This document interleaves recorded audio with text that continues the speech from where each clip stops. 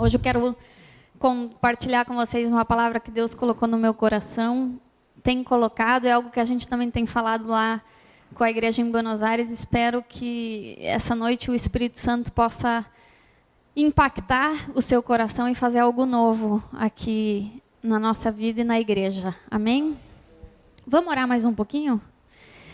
Pai, eu coloco diante da Tua presença, Deus, esse tempo. Eu te agradeço pelo Teu Espírito que já está aqui. Obrigado, Deus, porque quando a gente tem fome e sede da Tua palavra, Deus, é tão fácil nos conectar com a Tua presença e sentir a Tua presença. Deus, eu te louvo porque o Senhor é um Deus vivo e real. Eu te louvo porque o Teu Espírito já tem preparado, Deus, e separado algo para a Vida Rio, Deus, para essa igreja, para esse tempo, para essa cidade, Deus. E nós chamamos a existência, Pai, que a Tua vontade possa se cumprir, Deus, através de cada pessoa que está aqui, Deus, e através dessa igreja, em nome de Jesus. Amém.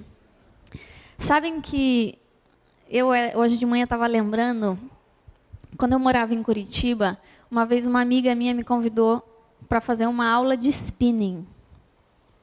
E para quem não sabe, eu sou a pessoa mais sedentária que vocês já conheceram na vida de vocês. Para vocês terem ideia, quando eu era pequenininha, o meu pai me colocou numa aula de natação. Eu devia ter uns 5, 6 anos, e quando ele vinha me buscar na aula de natação, a professora falava que eu tinha ficado sentada de maiô na beira da piscina os 40 minutos da aula, sem pular na água, de tão sedentária que eu sou. Para mim, ir daqui até a porta da igreja é um exercício físico. E eu estava lá em Curitiba e uma amiga falou: Ana, você precisa vir comigo fazer uma aula de spinning. Eu encontrei o meu esporte, você não tem ideia, a aula de spinning é a coisa mais maravilhosa do mundo, e você é sedentária, você precisa mudar. E eu acho que você vai gostar da aula de spinning. Ela começou a me descrever como que era a aula de spinning.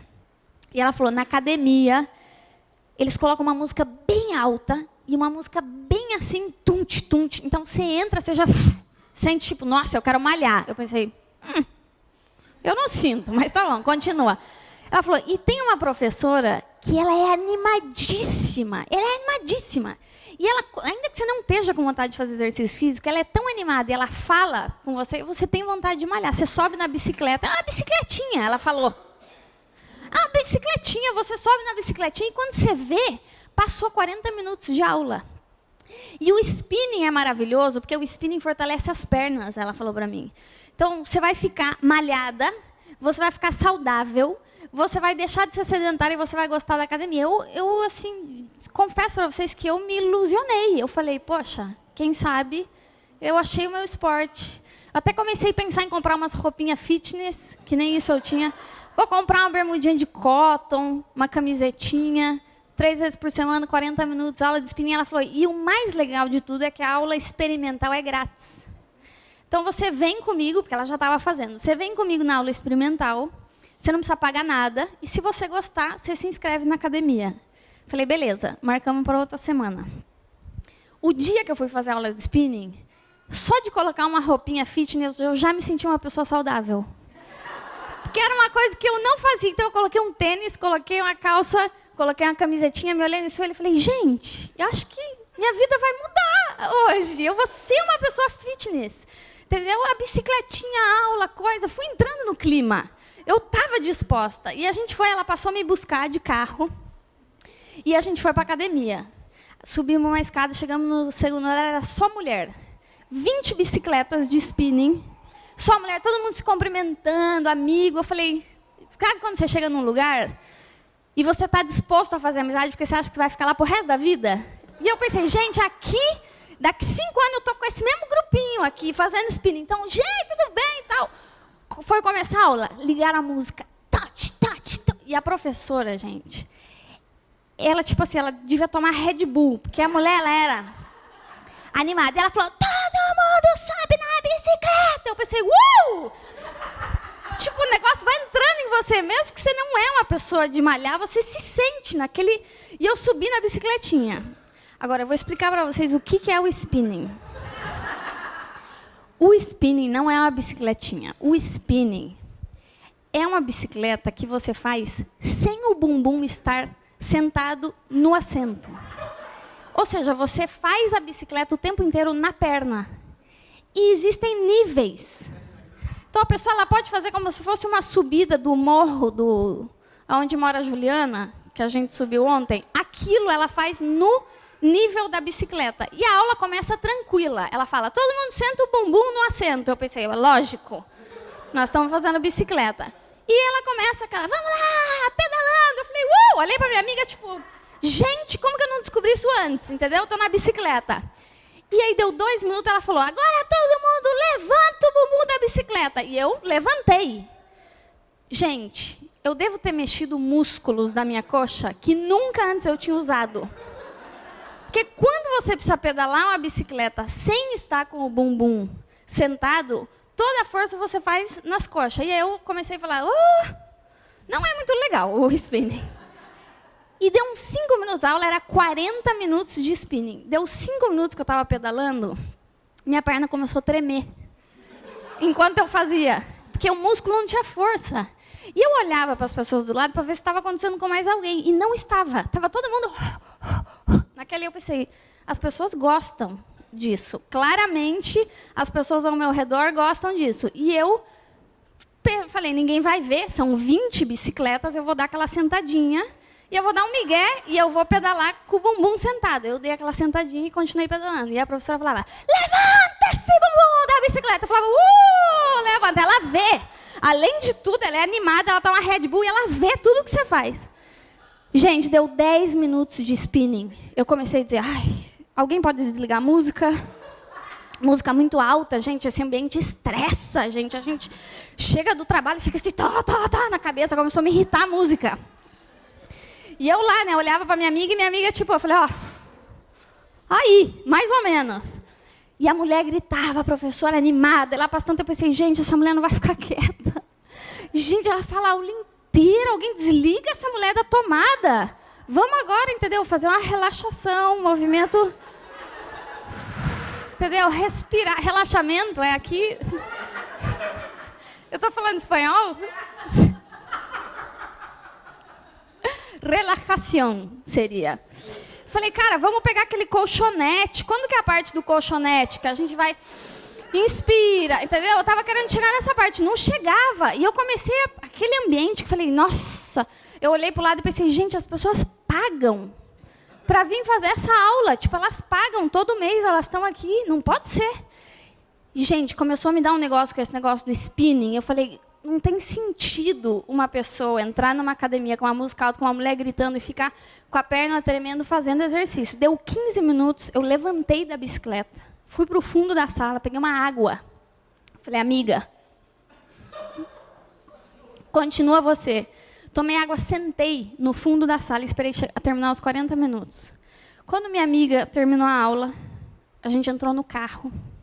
Ela falou, Ana, o que aconteceu? Eu falei, eu cheguei a uma conclusão. Hoje, você me fez um favor. Eu achava que eu era uma pessoa que não tinha dotes para atividade física. E hoje eu tenho certeza, de todos os esportes do mundo, que eu mais odeio é o spinning. Não vou comprar roupinha, não vou voltar nunca mais. E olha, me traumatizou tanto que eu nunca mais voltei numa academia. Nunca mais. E hoje de manhã tem gente que está pensando, gente, ela vai pregar ou ela está contando história? Não, calma. Hoje de manhã eu estava lembrando dessa história. Porque eu vi como a minha motivação mudou. Se você me conhecesse uma semana antes da aula de spinning, eu tinha uma motivação. Eu ia te convencer a ir fazer spinning comigo. De tão animada que eu estava do relato da minha amiga.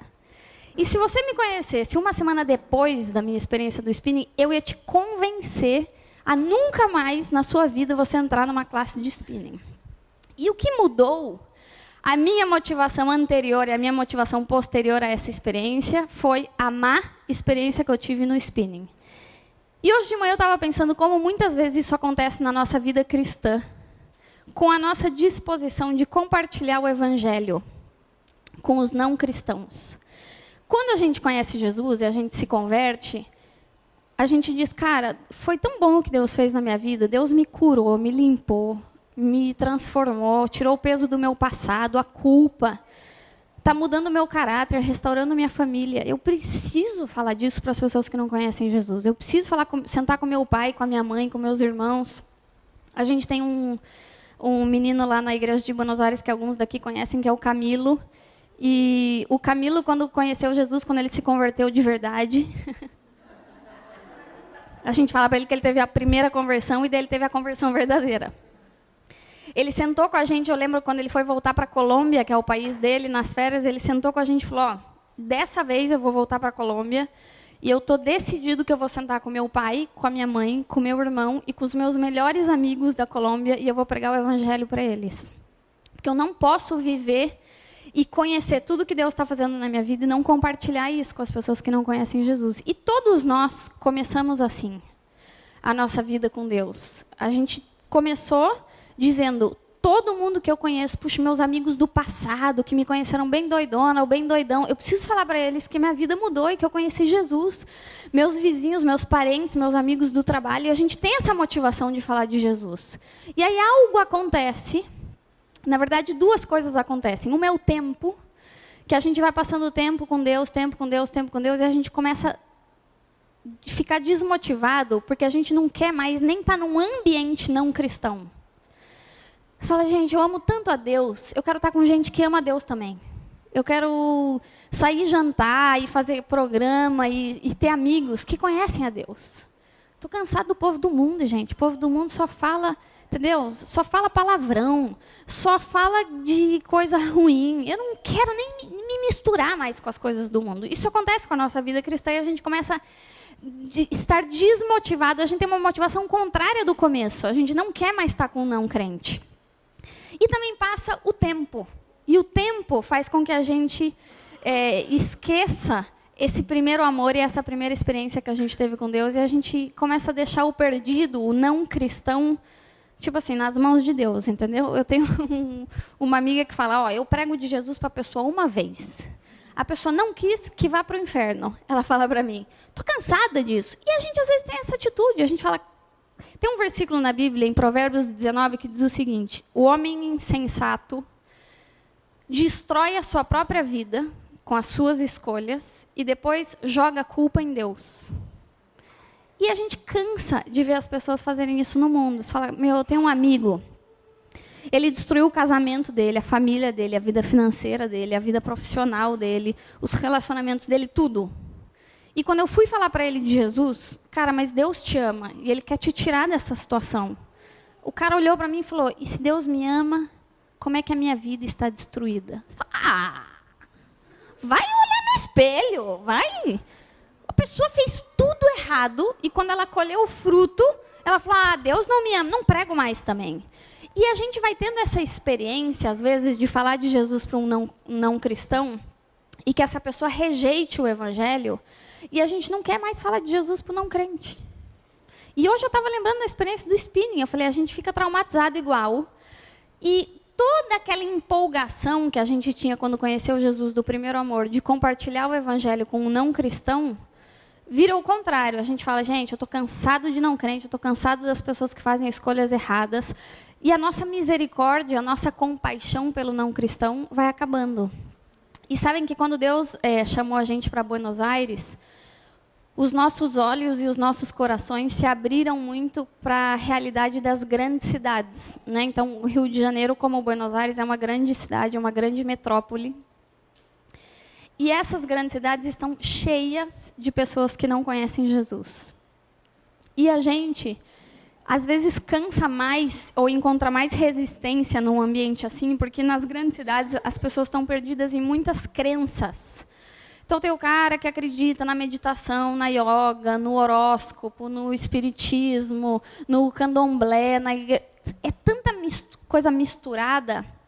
E, às vezes, quando a gente se aproxima de um não cristão para falar de Jesus, a gente encontra uma coisa tão bagunçada na cabeça dele e tanta resistência que a gente fala o seguinte, as pessoas estão fechadas para o evangelho. Nossa, o que a gente mais escuta lá em Buenos Aires, quando a gente fala que foi para lá para plantar uma igreja, é, poxa, aqui as pessoas são fechadas para o evangelho, as pessoas são fechadas para o evangelho. Mas, na verdade, quem está buscando um horóscopo, ou a yoga, ou uma meditação, ou o espiritismo, que seja, está buscando a Deus. Essas pessoas estão buscando respostas. Só que elas estão buscando as respostas nos lugares errados e elas estão debaixo de confusão. O que elas precisam é que alguém ajude elas nesse caminho de busca a encontrar Jesus.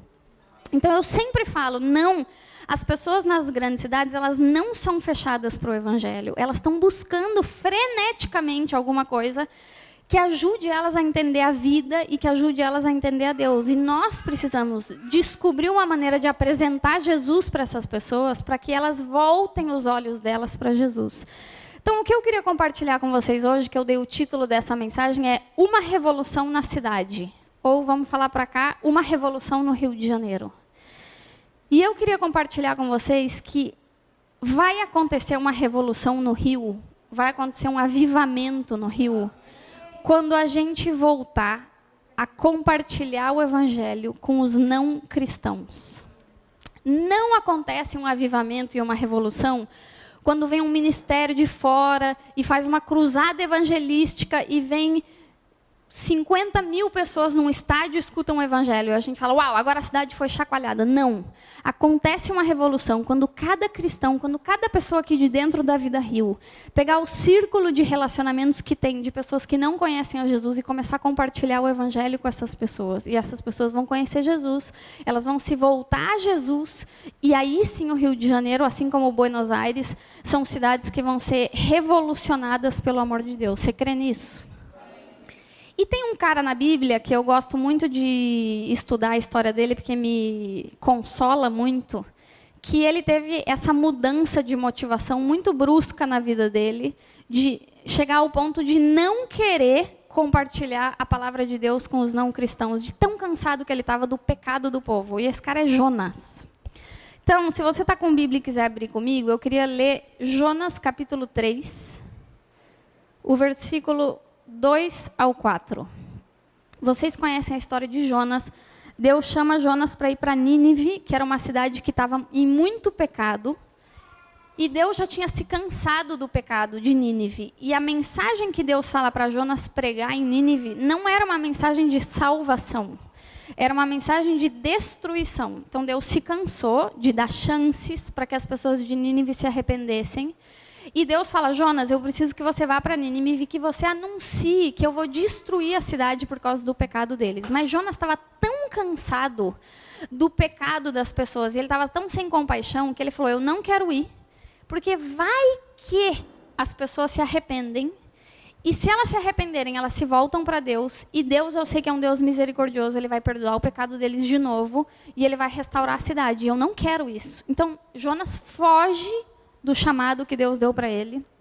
E a gente sabe que Jonas, a gente pode saber que Jonas era um homem de Deus, porque Jonas ouviu a voz de Deus e porque Jonas recebeu uma tarefa de Deus. Deus não dá a tarefa de falar dele para alguém que não conhece a ele. Deus não ia chamar um cara que não tem relacionamento com Deus absolutamente nenhum para dizer, vai para Nínive e fala de mim e fala que eu vou destruir a cidade. Jonas era um cara que andava com Deus, só que Jonas cansou do pecado dessa cidade. Ele fugiu. Depois a gente sabe toda a história, ele pega um barco para ir para Tarsis, que era o lado contrário de Nínive, tem uma tempestade, ele cai na água, ele é tragado por um peixe, e ele fica 3 dias na boca do peixe, até que o peixe vomita ele na praia, e ele decide, um pouco debaixo de pressão, ir para Nínive e proclamar o que Deus tinha falado para ele. E no capítulo 3, versículo 2 a 4, diz o seguinte... Disse Deus, levanta-te e vai à grande cidade de Nínive e proclama contra ela a mensagem que eu te dou. Levantou-se Jonas e foi a Nínive, segundo a palavra do Senhor. Nínive era uma grande cidade de 3 dias de caminhada. No primeiro dia, Jonas começou a percorrer a cidade e clamava, daqui a 40 dias, Nínive será destruída. Então, imagina o seguinte... Imagina que existe uma cidade, assim como o Rio de Janeiro, onde as pessoas estão longe de Deus, as pessoas estão metidas no pecado, elas buscam várias coisas para tentar preencher lacunas de perguntas que elas têm, mas elas não chegam até Deus. E mais ou menos numa cidade assim, Deus envia Jonas e fala para Jonas proclamar uma mensagem de destruição. E a única pregação que Jonas fez, segundo esse versículo que a gente leu, é: daqui 40 dias, Nínive será destruída. Essa foi a pregação de Jonas. Imagina a motivação do cara. O cara devia andar pela cidade. com alto-falante, né? 40 dias Nínive será destruída. Tipo, ele não queria que os caras escutassem isso, porque ele não queria que eles corressem o risco de se arrepender e Deus perdoar de novo o pecado deles e Deus demonstrar misericórdia. A única coisa que ele pregou por 3 dias andando pela cidade é: daqui 40 dias Nínive será destruída. Esse é o relato da pior pregação que existe na Bíblia. É a pior pregação que existe na Bíblia. Ele não falou do amor de Deus, do perdão de Deus, da restauração de Deus. Ele não falou nem do caráter de Deus ser justo e por causa da justiça de Deus, Deus vai julgar o pecado de vocês. Ele só falou, é mais ou menos assim, ó, imagina que você chega no trabalho segunda-feira e o seu amigo do trabalho fala, cara, eu tô mal, esse final de semana briguei com a minha esposa mandou eu sair de casa, jogou as roupas pela janela, falou que era para eu procurar um lugar para eu ir morar, meus filhos chorando dentro de casa, foi um caos. Minha vida financeira está toda problemática, eu estou cheia de dívida. Fiquei o final de semana inteiro dentro de casa, em depressão, tomando 17 litros de uísque. Tô mal, cara, tô mal. E aí você vira para o cara e fala assim, cara, olha só, Deus cansou tanto de você e de todas as burrices que você fez na sua vida, que você vai morrer. Você vai morrer. Essa é a sua última semana. Porque Deus cansou de você. Essa foi a pregação de Jonas. Agora, imagina que esse amigo volta na terça-feira e fala assim para você, cara, eu pensei no que você falou ontem para mim.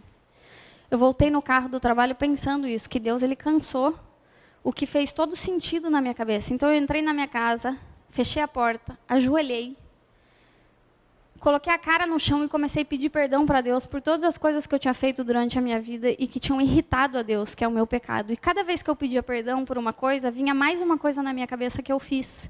E enquanto eu fui pedindo perdão, eu consegui entender cada escolha que eu fiz na minha vida, como essas escolhas, elas entristeceram a Deus.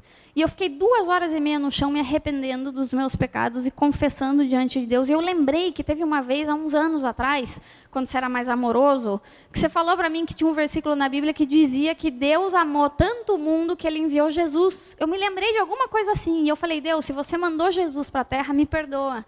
E me faz de novo. E eu levantei, busquei a minha esposa, meus filhos, sentei eles na sala, abri a Bíblia, li esse versículo para eles e falei para eles que a gente precisava se voltar a Deus e que a gente precisava se arrepender. E eu quero que você me leve na sua igreja domingo. Isso foi o que aconteceu em Nínive. Jonas andou 3 dias dizendo, Deus vai destruir Nínive em 40 dias. Olha o que diz o versículo seguinte, 5. Os ninivitas creram em Deus e proclamaram um jejum. E se vestiram de pano de saco, desde o maior até o menor. E quando a notícia chegou ao rei de Nínive, ele se levantou, tirou de si as vestes reais, se cobriu de pano de saco e assentou-se sobre cinzas. E ele fez uma proclamação e disse, por mandato do rei e dos seus nobres, não provem coisa alguma, nem homens, nem animais, nem bois, nem ovelhas, não comam, não bebam água, os homens e os animais devem estar cobertos de pano de saco e clamarão fortemente a Deus e se converterão, cada um do seu mau caminho e da violência que há nas suas mãos. Quem sabe Deus se voltará e se arrependerá e se apartará do furor da sua ira, de sorte que nós não pereçamos. Quando Deus viu as obras deles e como se converteram do seu mau caminho, se arrependeu do mal que tinha dito que lhes faria e não o fez. Então, eu tenho um consolo para dar para vocês. Se você acha que você é um cara muito ruim para pregar para o não crente, você não pode ser pior que Jonas.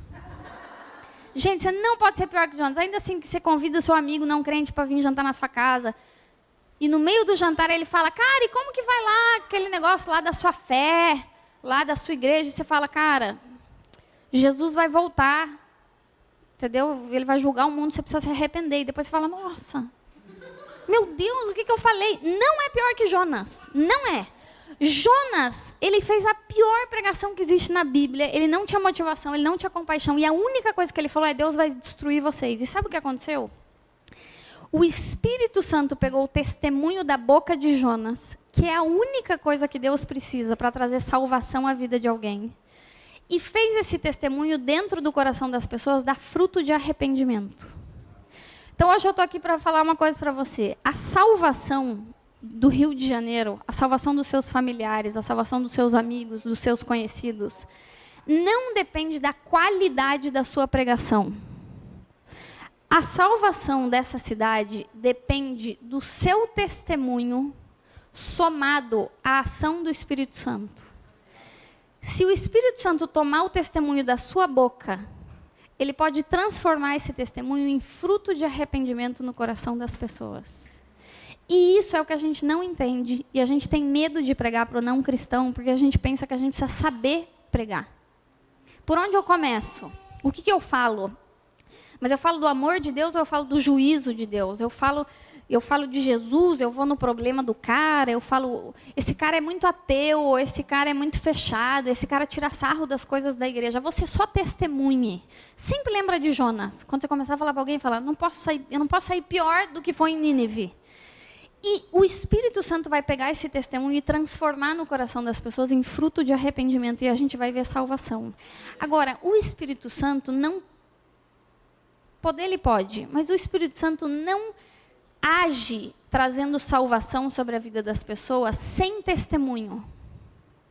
Sabem que fizeram uma pesquisa nos Estados Unidos, eu li isso faz mais ou menos um mês, fizeram uma pesquisa nos Estados Unidos, em todo o país, e eles perguntaram para os cristãos, um número bem grande de cristãos, como você chegou a Cristo? E a pessoa tinha que responder, eu cheguei a Cristo através de uma cruzada evangelística, através de um programa de televisão, de um livro. Eu cheguei a Cristo num culto, que eu fui numa igreja, e aí eu entreguei a minha vida para Jesus e conheci a Deus. Tinha várias opções.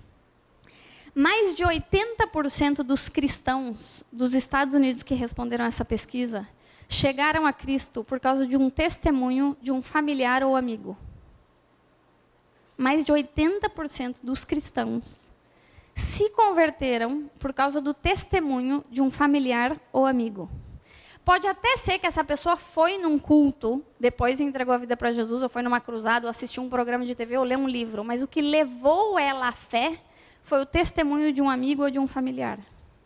E às vezes a gente coloca toda a nossa esperança da salvação da cidade num programa evangelístico.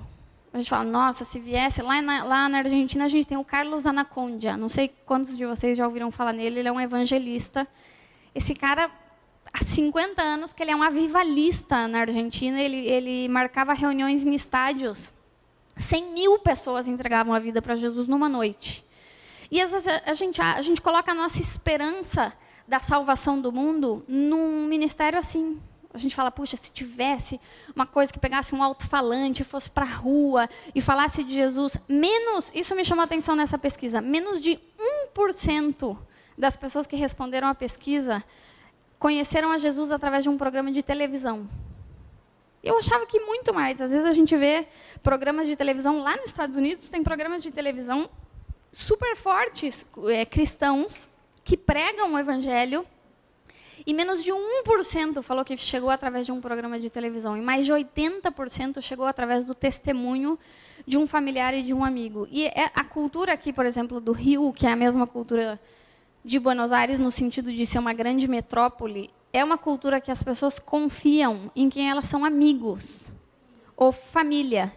Então, se você passa na rua e você vê uma pessoa com um alto-falante falando de Jesus, você não confia tanto como se você escuta sua mãe, ou seu primo, ou seu melhor amigo do trabalho falando de Jesus, porque você não conhece a vida daquela pessoa. O Espírito Santo pode pegar um testemunho de um desconhecido e fazer isso se transformar em arrependimento e as pessoas conhecerem Jesus, como já fez várias vezes. Mas é muito mais fácil que as pessoas, no contexto que a gente vive, elas creiam em Jesus quando elas ouvirem de Jesus através de alguém que elas conhecem. Então, o que vai salvar esse bairro, o que vai salvar o Rio, não é nem uma pregação daqui, do púlpito. Puxa, se eu conseguisse levar todos os meus amigos não crentes lá na Vida Rio e eles ouvissem o pastor Fred, eles iam conhecer Jesus. Tem mais chance deles conhecerem Jesus se você pregar para eles lá na sua casa e você testemunhar. E enquanto você está testemunhando, o Espírito Santo agarrar esse testemunho e fazer isso se converter em fruto de arrependimento na vida das pessoas.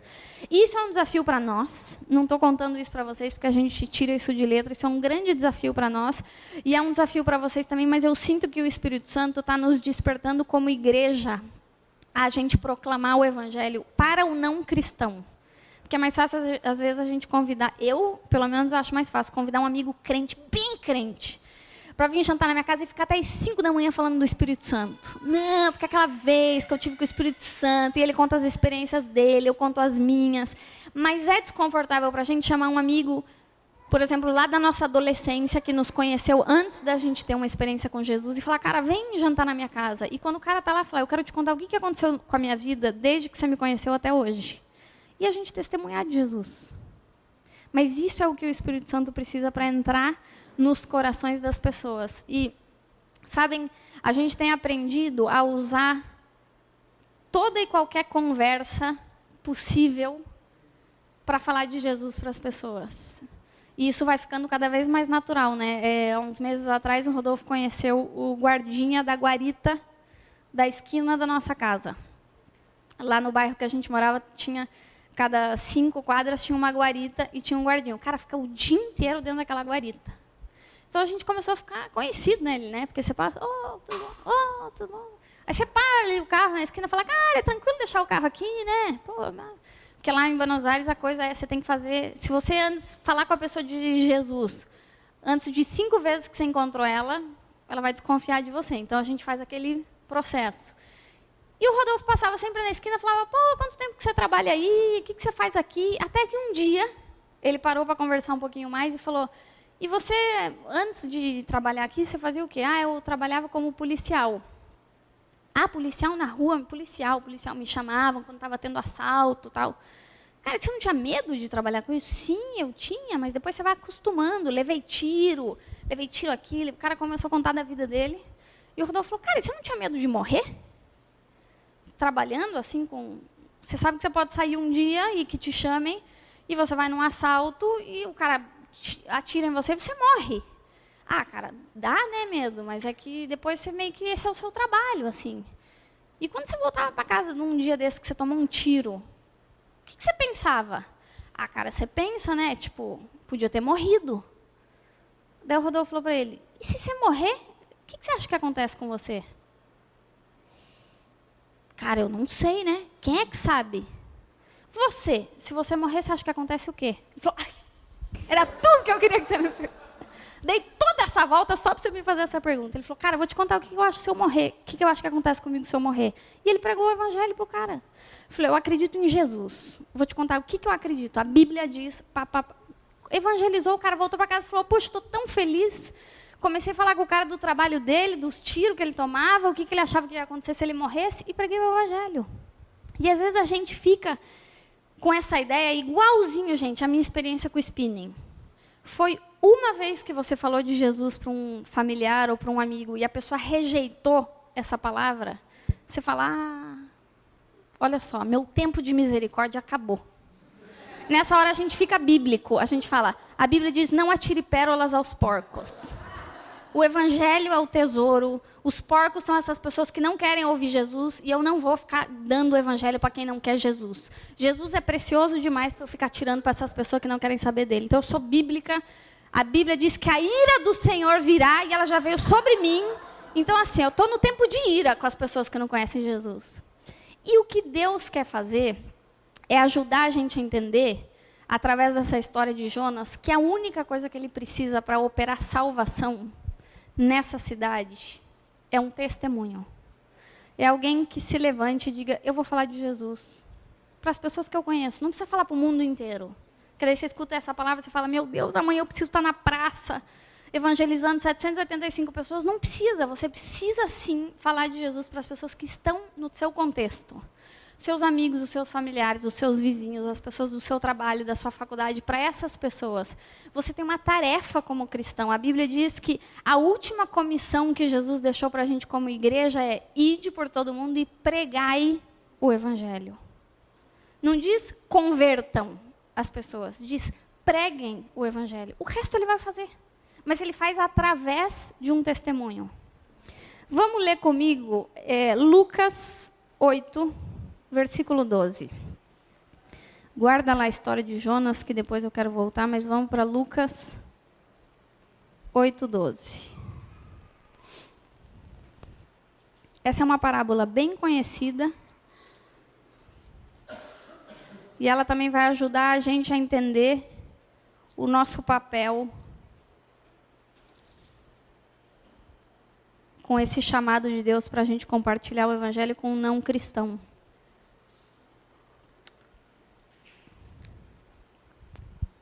Do versículo 12 ao 15, vamos ler de Lucas 8, diz assim: os que estão à beira do caminho são aqueles que ouvem e depois o diabo vem e lhes tira do coração a palavra para que eles não sejam salvos.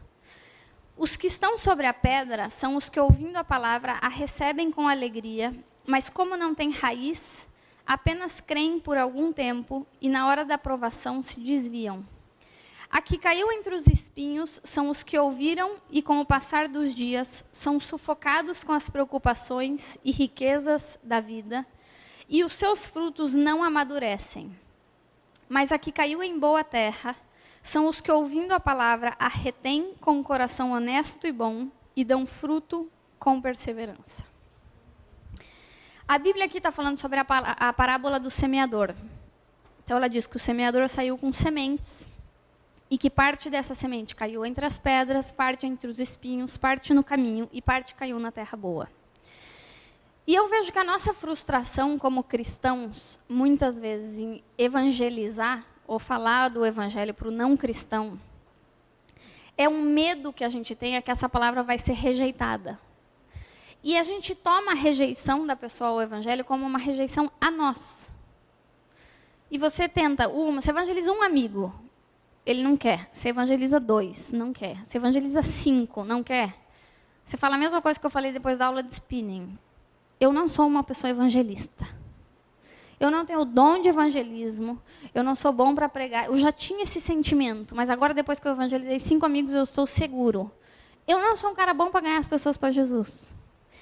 Mas olha só, a Bíblia, quando ela está falando sobre evangelismo, porque depois Jesus explica a parábola e ele fala, cada semente é a palavra de Deus que caiu no coração das pessoas. Então as pessoas receberam a palavra do evangelho. E Jesus está explicando e ele fala, olha, os primeiros eles ouviram, mas logo que eles ouviram, o diabo roubou a palavra. O segundo grupo de pessoas ouviu, recebeu, mas a provação fez com que elas esquecessem a palavra. Um terceiro grupo de pessoas ouviu e as riquezas, as vaidades do mundo roubaram essa palavra. E um quarto grupo de pessoas recebeu a palavra e essa palavra deu fruto. Então, de todas as sementes que esse semeador semeou, estatisticamente falando, só 25% deu fruto. 75% não deu fruto. E Jesus está ensinando uma parábola sobre você testemunhar o evangelho. Então, não tenha medo ao fracasso. Porque quando uma pessoa, você é testemunha de Jesus e uma pessoa não se converte, não é você que está falhando como cristão. Você está falhando quando você não testemunha. Porque o seu papel não é dar fruto. O seu papel é semear. Quem dá o fruto é o Espírito Santo. Mas a gente acha que a gente tem a responsabilidade de dar fruto. E a gente fica frustrado. Se a gente compartilha o evangelho com alguém e essa pessoa rejeita Deus, a gente fala, esse negócio não é meu. Deixa uma pessoa aí que tem um ministério evangelístico, que fala, tipo o Reinhard Bonk, né? Vamos mandar os carioca para a África, então, para eles ouvirem de Jesus. Não! A Bíblia diz que quando você semeia o evangelho, se essa semente vai cair em terra boa, ou em pedra, ou em espinho, ou no caminho, isso Deus sabe. E o Espírito Santo leva essa palavra para dentro do coração da pessoa, mas o seu papel é testemunhar. Porque se o semeador não tivesse sementes e ele não tivesse semeado, o fruto dele teria sido 0. E porque ele semeou 400 sementes, ele colheu 100. E você pode dizer, pô, mas ele não colheu 300. Ou seja, 75% da semente que ele se deu ao trabalho de semear não deu fruto. Pois é, mas se ele não tivesse semeado, ele não teria 25%. Então, pensa assim, não é que é assim, tá? Estatisticamente, que você vai convidar 4 amigos e um vai se converter. Eu só estou te dizendo que, biblicamente, você pode ficar bem com o seu fracasso. É verdade, biblicamente você pode ficar bem com o seu fracasso. Porque eu entendi, quando eu li essa parábola, que quando eu falo de Jesus para as pessoas, desse ponto para frente, não é mais o papel do semeador.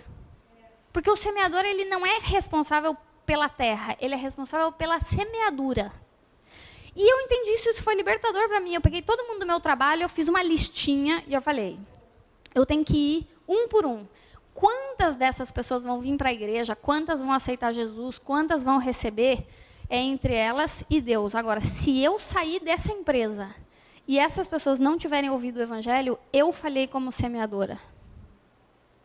Que outro cristão elas vão conhecer? A gente tem uma outra desculpa para não pregar para o não crente, que a gente pensa assim, pô, mas eu vivo numa cidade num país que é evangelizado.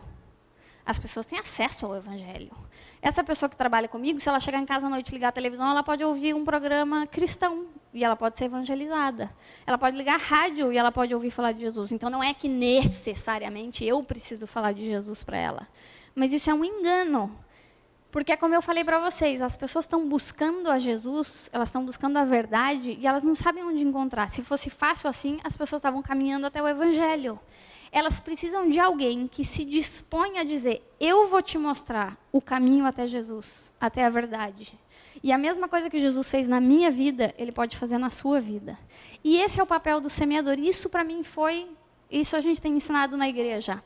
Você não precisa dar o fruto de arrependimento, você precisa jogar semente. Então você tem que todo dia acordar e dizer, eu tenho um saquinho de semente na minha mão, eu vou encontrar 8 incrédulos, 8 não cristãos no dia, eu preciso jogar 8 sementes. Ah, mas ainda, Ana, faz uma semana que eu estou fazendo isso e ninguém se converteu. Mas quando você chegar no céu, sinceramente, quando você chegar no céu, você não vai prestar contas a Jesus se as pessoas decidiram receber Ele com a sua palavra ou não. Mas você vai prestar contas a Jesus se você falou do evangelho para essas pessoas. Entendem? A gente tem um vizinho, a gente mudou de apartamento faz 3 meses, nem contei isso para você. E a gente tem um vizinho que é usuário de droga. E um dos outros vizinhos contou pra gente que ele fica a semana inteira fora do apartamento e no fim de semana ele vem pro apartamento, liga a música bem alta e fica o final de semana inteiro se drogando. Eu comecei a orar por esse vizinho. Porque eu tenho temor, eu falo, imagina se a gente morar aqui 2 anos e a gente for embora e essa pessoa não ouvir falar do evangelho e ela dividir a parede comigo e com o Rodolfo, a gente está o dia inteiro lá, buscando o Espírito Santo, fogo, chuva, raio. A gente quer a presença de Deus dentro da nossa casa. E a casa vizinha está cheia de demônio e torturando o cara. E a gente não vai compartilhar o evangelho. Eu comecei a orar por ele. Falei, Deus, nos dá uma oportunidade de encontrar ele, de falar para ele. Se ele vai se converter... Ah, mas é difícil. Uma pessoa que usa droga, uma pessoa que está longe de Deus, que nem conhece vocês. Mas essa não é a minha responsabilidade. A minha responsabilidade é jogar semente. E essa noite... eu quero animar vocês a começarem a semear o evangelho e o testemunho que vocês têm de Deus nessa cidade. Essa igreja tem tudo que eu queria que tivesse lá em Buenos Aires, tudo que uma igreja precisa para viver um avivamento, que é oração. Inclusive, gente, venham na casa, na sala de oração. A gente lá de Buenos Aires liga a sala de oração para ver o pastor Fred passando no vídeo. Venham e comecem a orar pelos não cristãos dessa cidade. Comece a orar por essas pessoas. E vocês vão ver que essa soma de ingredientes de oração com testemunho é a única coisa que o Espírito Santo precisa para gerar salvação nessa cidade. Imagina, estou acabando. Imagina que você tem na sua casa, naturalmente falando, você tem uma pia com uma torneira que sai água. Sim? E na cidade onde você mora, falta água. E todas as pessoas que moram nessa cidade estão morrendo de desidratação. E esta torneira que você tem na sua casa, você não paga água. Você foi abençoado e justo no seu terreno existe uma fonte de água e sai água nessa torneira e você tem acesso à água. Se você deixar o dia inteiro a torneira ligada saindo água, você não vai precisar pagar nada. E as pessoas em volta de você estão morrendo de desidratação. O que você precisa fazer é ir na torneira, encher de água e oferecer para as pessoas que estão passando na rua. Aqui eu tenho água, você está desidratado. Toma. Se você disser, eu não vou oferecer para ninguém, eu vou ficar dentro de casa tomando água, porque eu não sei quais dessas pessoas que estão lá fora que vão aceitar a água e quais que vão rejeitar. Então, para eu não sofrer uma rejeição ao meu copo de água, eu prefiro ficar aqui dentro tomando eu a água e não oferecer para ninguém. Isso não soa um absurdo? Isso é o que a gente faz quando a gente não compartilha o evangelho. Eu tenho graça, eu tenho paz, eu tenho alegria, eu tenho um casamento abençoado, eu fui restaurada, mas eu não compartilho isso com as pessoas porque andar a saber quem vai aceitar e quem não vai aceitar. Mas as pessoas estão morrendo por falta do que nós temos. E se a gente entender isso, a gente vai dizer, eu preciso oferecer água. E dizer, você não quer tomar? Se a pessoa disser que não quer tomar, eu vou oferecer para o próximo. Eu descobri, vou contar para vocês, que no Rio de Janeiro existem mais ou menos 6 milhões de habitantes. Correto? Desses 6 milhões de habitantes, 4 milhões e 700 mil não são cristãos. Ok? 4 milhões e meio, vamos dizer assim, não são cristãos. Ou não se dizem cristãos. Pode ser até que esteja mais, e que parte desse 1,5 milhão que se diz cristão não seja cristão. Mas existe 4 milhões de pessoas e meia que dizem que não conhecem a Jesus. Então, tem 4 milhões e meio de sedentos nessa cidade. E aqui existe uma fonte de água. E o que a gente precisa fazer é começar a oferecer essa água para as pessoas que não conhecem a Jesus. E o Espírito Santo vai usar... Gente, se o Espírito Santo usou Jonas para converter uma cidade, eu quero só voltar no livro de Jonas e ler o último versículo para vocês verem o que aconteceu com essa cidade, com essa pregação péssima de Jonas. O capítulo 4 diz o seguinte. Capítulo 4, versículo 2 diz assim: Jonas dizendo para Deus, Senhor, não foi isso que eu disse quando ainda estava na minha terra? Por isso é que eu fugi para Tarsis, porque eu sabia que tu és um Deus clemente e misericordioso, tardio em irar-se, grande em amor e que te arrependes do mal. E a Bíblia diz que Jonas ficou irado por causa da salvação da cidade. Uma cidade inteira se converteu com um homem mal-humorado que ficou dizendo para eles que Deus ia matar eles em 40 dias. Isso é ou não é um avivamento? É um avivamento. E não tinha uma boa pregação, mas tinha um testemunho e o agir do Espírito Santo. Vocês têm uma pregação muito melhor que a de Jonas, vocês têm vida de oração e vocês têm uma fonte de água brotando aqui no seio dessa cidade para essas pessoas que estão sedentas de Deus. Então eu vou te dar 3 desafios práticos. Deixa Deus falar com você e te desafiar a como você pode ser uma pessoa que vai semear a palavra de Deus. Mas eu quero te dar 3 desafios práticos. O primeiro é que essa semana você convide uma família, ou um casal, um amigo não cristão, para vir jantar na sua casa. Queria que você fizesse isso. Que você chamasse... Às vezes a gente... Olha só como o problema é grave. Às vezes a gente fala, não tenho um amigo não cristão. Não tenho. Porque eu só quero andar com gente crente, que é bom, que é tipo eu evitando o spinning, entendeu? Eu passo 3 metros de uma academia de spinning. E às vezes a gente fala, eu não quero, tá? Então começa a lembrar dos seus amigos antes de você ser cristão, ou dos seus familiares, ou faça amigos não cristãos. E chama aquele cara lá do seu trabalho, da sua faculdade, que é aquele cara mais assim, que você fala, esse cara tá perdido. Chama essa pessoa para vir jantar na sua casa. Conversa com ela sobre qualquer coisa. E eu tenho certeza que Deus vai te dar uma oportunidade de contar seu testemunho. E você vai ver quão grandes são as coisas que Deus pode fazer quando você testemunhar o evangelho para um não cristão. Desafio número 1. Desafio número 2. Que você, essa semana, faça uma lista de todas as pessoas que você conhece, que são pessoas do seu contexto, e que não conhecem Jesus.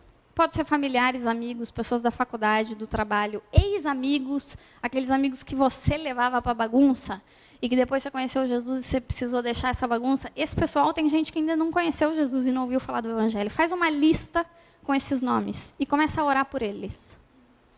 Começa a orar pelo nome. Gente, isso muda tudo. A gente começou a orar pelos nomes das pessoas que a gente queria evangelizar. Eu comecei a orar pelo meu chefe. Meu chefe é um médico, ele tem 42 anos de idade, sério. E um dia eu estava no trabalho, eu cheguei para dar bom dia para ele, para falar com ele. Eu falei, tudo bem? Como que está? Tudo certo? Ele falou, mais ou menos. Eu falei, por quê? Ele falou, estou me divorciando. Falei, você está se divorciando? Porque, estou me divorciando, porque meu casamento não tem mais solução. Gente, eu não sei de onde saiu isso, mas saiu de dentro de mim. Eu falei assim para ele, você sabe o que a Bíblia fala sobre isso? Ele falou, não, eu não sou uma pessoa cristã. Falei, a Bíblia diz que quando Deus une, não sei de onde saiu isso. A pessoa não é cristã, não podia falar assim com ele, é meu chefe ainda por cima. Eu falei para ele, a Bíblia diz que quando Deus une um homem e uma mulher num casamento, Deus une para que exista fidelidade. E se você está me dizendo que você está se divorciando da sua esposa, você está sendo infiel ao que Deus estabeleceu para seu casamento. Então, você está falhando com Deus e como homem de deixar a sua esposa... Você casou na igreja? Ele falou, casei. Você fez voto? Ele falou, fiz. Eu falei, o voto falava até o divórcio ou até que a morte nos separe? Até que a morte nos separe. Então, você é um homem que não tem palavra. Eu falei isso para o meu chefe. Falei, você é um homem que não tem palavra, porque você não está cumprindo o que Deus te falou. Ele virou para mim e falou assim, mas o que eu preciso fazer? Eu falei, você precisa ligar para ela e pedir perdão. Você precisa ligar para ela, pedir perdão e dizer que você vai voltar. Gente, eu cheguei no dia seguinte, ele falou, eu fiz o que você falou. Eu liguei para minha esposa, falei, a gente casou para ser fiel até o fim. Ela falou, da onde saiu isso? Mas eu estava orando por ele, pelo nome dele, porque era uma das pessoas que eu conhecia que não eram cristãs. Deus vai começar a abrir portas para vocês de conversas com pessoas não cristãs para vocês compartilharem o evangelho. Então, essa semana vocês vão jantar com uma família não cristã, vão fazer uma lista de pessoas não cristãs para orar. E o terceiro desafio é que, nesses próximos meses, todos os domingos, antes de vir para cá, você vai chamar um convidado não cristão. Você vai se surpreender. Não fica chateado com os nãos. Lembra da parábola do semeador. Você está jogando semente. Você está jogando semente, pode ser que ela caia no caminho, pode ser que ela caia nas pedras, mas pode ser que ela caia na boa terra. E você não sabe qual é a boa terra. A Bíblia diz que a gente não deve reter a mão de semear, porque a gente não sabe quando vai vir o fruto. Então, Deus sabe, a gente só precisa estar semeando. Então, faz esse propósito. Cara, todo domingo, vou deixar no meu celular, às 15h, um alarme. Eu vou chamar alguém para vir junto comigo no culto. Eu vou orar pelos meus amigos não cristãos, e essa semana eu vou estar com alguém, e eu vou orar para Deus me dar uma oportunidade de compartilhar o evangelho. E se você é muito ruim para pregar, tipo, muito ruim, que você fala, cara, uma vez eu fui pregar para uma pessoa, eu falei dos cavalos amarelos de Apocalipse, e a pessoa não entendeu nada. Ainda assim, o Espírito Santo pode usar o teu testemunho para trazer salvação. Eu creio isso lá para Buenos Aires, eu creio isso para o Rio, que o avivamento que Deus quer trazer sobre as nações, e que quando a Bíblia fala que a gente vai fazer coisas maiores do que as que a gente lê na Bíblia, esse avivamento, ele necessariamente fala de salvação. Não é só um avivamento que a igreja vai experimentar de Deus. O mundo vai ver Jesus através da igreja. E a salvação só pode ser salvação para os não cristãos, porque os salvos estão dentro da igreja. Então, o avivamento, sim, a gente vai ficar mais santo, a gente vai ficar mais cheio de Deus, mais cheio do Espírito Santo, a gente vai ver milagre, a gente vai ver os dons do Espírito Santo, mas necessariamente o avivamento fala de salvação para o mundo. E se 80% dos cristãos de hoje dizem que chegaram na igreja pelo testemunho de um amigo ou de um familiar, o avivamento vai vir com o testemunho dos cristãos para os não cristãos. Eu creio nisso. Então, eu creio que Deus quer despertar a gente, em primeiro lugar, eu, Rodolfo, a igreja lá de Buenos Aires, e vocês também, para a gente ter esses olhos postos nesse tempo de Deus, para trazer salvação para o mundo e para essa cidade. Amém? Queria te convidar a fechar seus olhos. Muito obrigada por assistir esse vídeo. Se você ainda não se inscreveu no canal, essa é a sua oportunidade. Para mais vídeos, clique aqui.